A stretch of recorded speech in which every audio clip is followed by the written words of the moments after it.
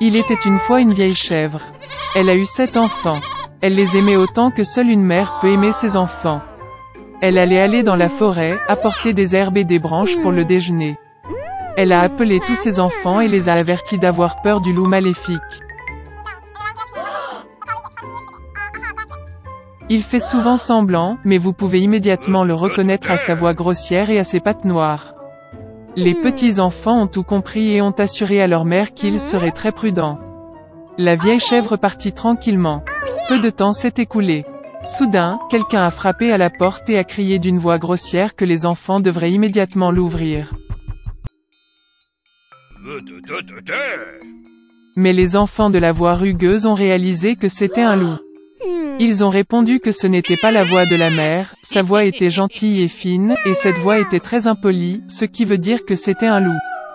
Puis le loup est allé chez le marchand et s'est acheté un grand morceau de craie. Il en a mangé et sa voix s'est affaiblie.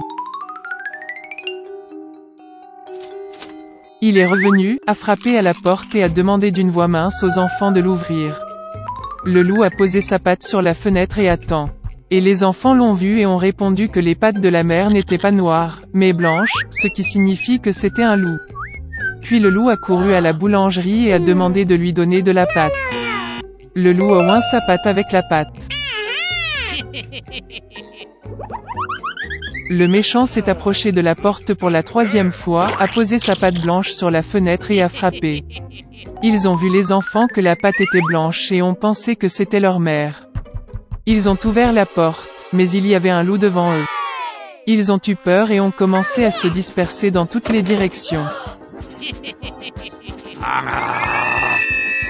Un enfant a sauté sous la table, un autre sur le lit, le 3e sur la cuisinière, le 4e dans la cuisine, le 5e dans le placard, le 6e sous l'évier et le 7e s'est caché dans l'horloge du grand-père.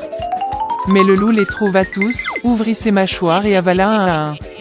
Une seule chose qu'il n'a pas trouvée, le plus jeune, qui s'est caché dans l'horloge. Après avoir mangé à sa faim, le loup est parti.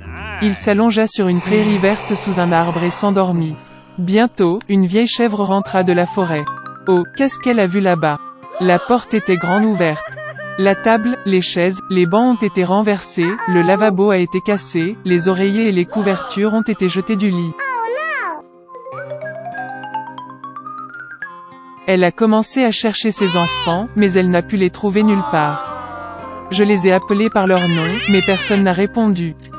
Elle s'approcha de l'horloge, et en réponse, il y eut une voix mince du plus jeune enfant. Elle l'a fait sortir de là et il a dit qu'un loup est venu et a mangé tout le monde. Comment la chèvre a pleuré pour ses pauvres enfants. Finalement, elle quitta la maison, et la plus jeune chèvre courut après elle. Elle est venue au pré, a vu, un loup gisait près de l'arbre et ronflait de sorte que les branches tremblaient. Elle le regarda de tous côtés et vit que dans son ventre gonflé quelque chose bougeait et pataugeait. Elle a deviné que c'étaient ses enfants et était très heureuse qu'ils soient toujours en vie.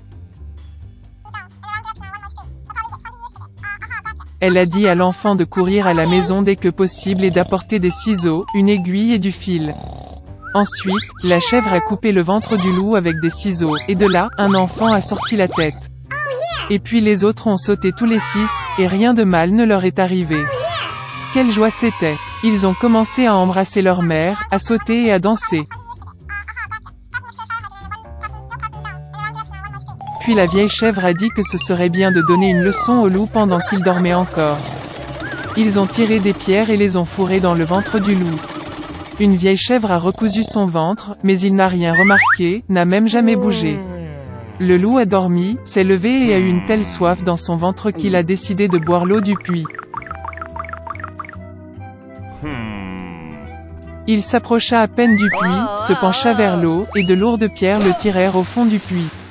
7 enfants ont vu cela et ont commencé à danser de joie avec leur mère. C'est ainsi qu'ils ont enseigné une leçon au loup maléfique.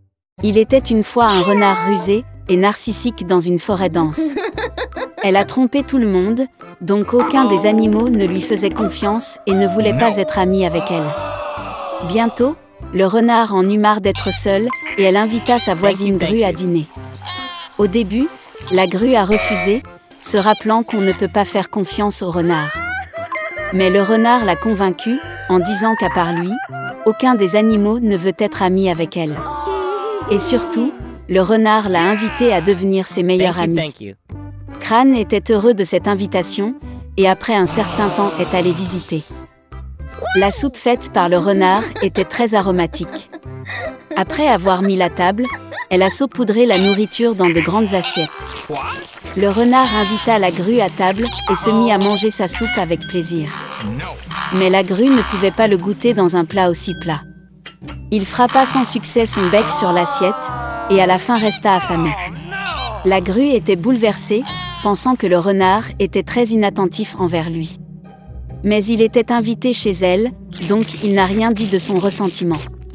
Pendant ce temps, le renard a terminé la soupe jusqu'à la dernière goutte. Voyant que la grue était sur le point de partir, elle demanda avec incrédulité s'il aimait le dîner. La grue a poliment dit au revoir et est rentrée chez elle affamée et bouleversée.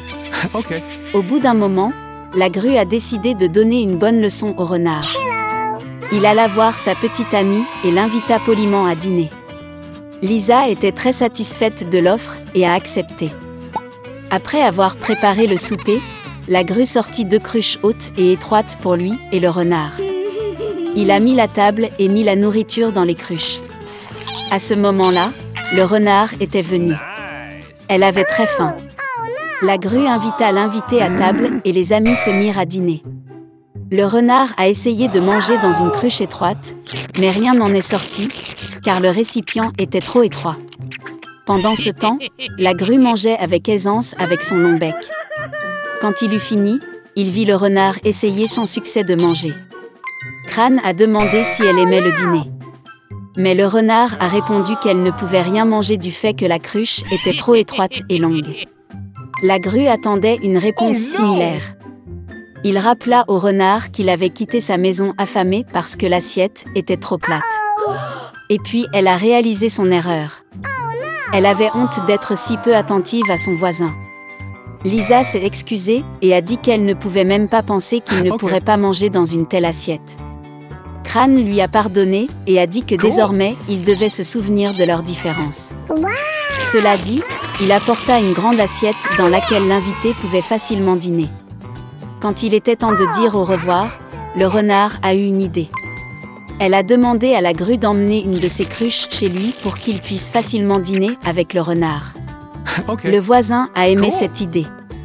Il a félicité le renard, disant que si elle utilise sa ruse et son ingéniosité pour de bonnes actions, elle aura beaucoup d'amis. Le renard et la grue ont ri joyeusement. Depuis, ils sont les meilleurs amis. Après un certain temps, la grue est venue dire au revoir à son voisin avant de se diriger vers des terres plus chaudes. Resté seul, le renard s'est ennuyé. Mais elle n'a jamais oublié les mots de la grue.